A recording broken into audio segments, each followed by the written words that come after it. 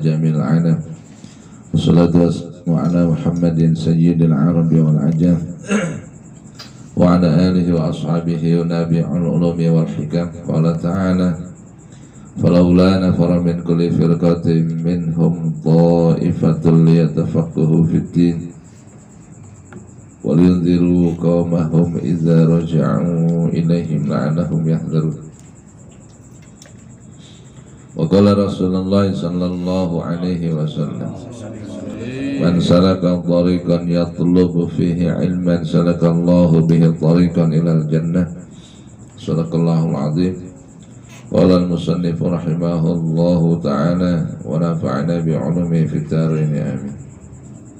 بسم الله الرحمن الرحيم. وأما البكاء على الميت من غير ندب ولا نياحة فليس بحرام. Adapun menangis si mayit tanpa meratapi dengan atau tanpa menjerit sambil menyebutkan kebaikan-kebaikan si mayit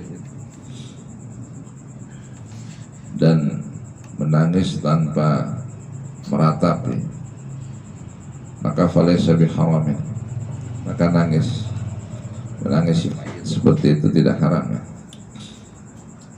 Jadi enggak musibah kematian terus menangis, tapi menangisnya tidak menjerit sambil meratapi dan menyebutkan kebaikan-kebaikan si mayit. Itu enggak haram kalau nangis. Kalau tidak begitu nangisnya, maka tidak haram. Waqad rawaina fi Sahihil Bukhari wa Muslim. Kami telah meriwayatkan di dalam dua kitab sahih, yaitu kitab Sahih Bukhari dan kitab Sahih Muslim, an Abi Umar an Ibni Umar radhiyallahu anhuma, dari Ibnu Umar radhiyallahu anhuma, anna Rasulullah sallallahu alaihi wasallam, bahwasanya Rasulullah ada Sa'd bin Ubadah, Rasulullah menjenguk Sa'ad bin Ubadah. Jadi pada waktu Sa'ad bin Ubadah sakaratul mautnya sampai meninggal dunia, Rasulullah menjenguk. Wa ma'ahu Abdurrahman bin Auf wa Sa'd bin Abi Waqqas wa Abdullah bin Mas'ud. Ada bersama dengan Rasulullah Abdurrahman bin Auf, Sa'ad bin Abi Waqqas dan Abdullah bin Mas'ud. Jadi Rasulullah berempat dengan tiga orang sahabat itu, Abdurrahman bin Auf, Sa'ad bin Abi Waqqas dan Abdullah bin Mas'ud pada waktu itu bersama dengan Rasulullah mendatangi Sa'ad bin Ubadah yang pada waktu itu meninggal. Sallallahu alaihi wasallam. Falamma ra'al qaumu buka'a Rasulillah sallallahu alaihi wasallam. Kemudian Rasulullah menangis. Rasulullah menangisi Sa'ad bin Ubadah meninggal dunia. Nah, ketika para sahabat atau kaum yang lain melihat Rasulullah menangis, maka mereka pun, para sahabat yang lain ikut menangis. Nah, ketika para sahabat yang lain, para kaum yang lain yang ada di situ ikut menangis, faqala, maka Nabi berkata, ala tasma'una innallaha la yu'adzibu bidam'il aini wala bihusnil qalbi. Ala tasma'una, tidaklah kalian mendengar, innallaha la yu'adzibu bidam'il aini wala bihusnil qalbi, sesungguhnya Allah itu tidak akan menyiksa,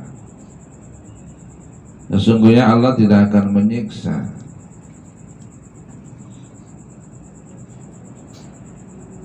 sebab keluarnya air mata, wala bihusnil qalbi, dan Allah tidak akan menyiksa sebab susahnya hati atau sedihnya hati ini. Walakin yu'adzibu bihadza aw yarham, akan tetapi Allah menyiksa sebab au yarhamu atau Allah mengasihinya.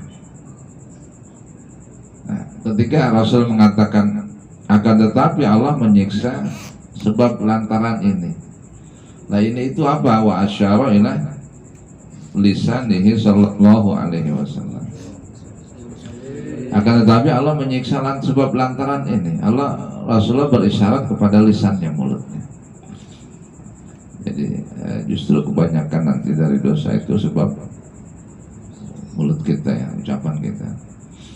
Ini yang paling berat setelah keimanan kata Nabi adalah lisan. Ya, setelah kita beriman, kata Nabi, aku lebih khawatir ya, kepada kalian setelah kalian beriman adalah mulut ini, lisan ini. Itu yang dikhawatirkan Rasulullah, karena banyak dosa itu justru berawal dari lisan kita, ucapan kita. Itu bahaya. Makanya mulut itu nanti di akhirat ya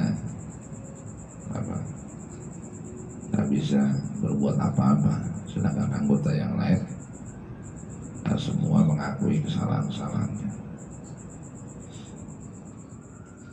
Jadi Rasulullah tegaskan ketika Nabi datang menjenguk jenazahnya Sa'ad bin Ubadah, kemudian Nabi menangisi Sa'ad bin Ubadah, dan ketika orang yang hadir di situ semua melihat Rasulullah menangis, mereka pun ikut menangis. Sampai Rasulullah berkata kepada mereka, tidakkah kalian mendengar bahwasanya Allah itu tidak akan menyiksa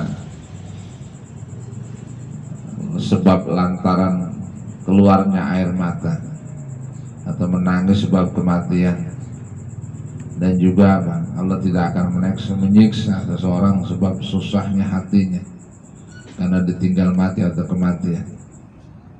Hanya saja yang Allah siksa adalah orang yang yang Allah akan tetapi yang bisa menjadikan siksa adalah sebab ini, sebab lisan ini, kata Nabi.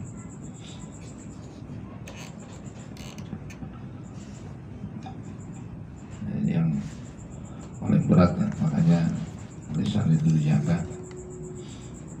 Makanya dalam pandangan tasawuf termasuk Rasulullah itu orang yang jarang ngomong ya, jarang ngobrol, kecuali memang ya dibutuhkan, ada hajat. Jadi kalau nggak ada lebih banyak diam. Makanya ulama-ulama kita itu ya banyak diamnya ketimbang ngomong. Sebab banyak bicara mesti banyak dosa ya, yang salah. Wallahu a'lam bishawab.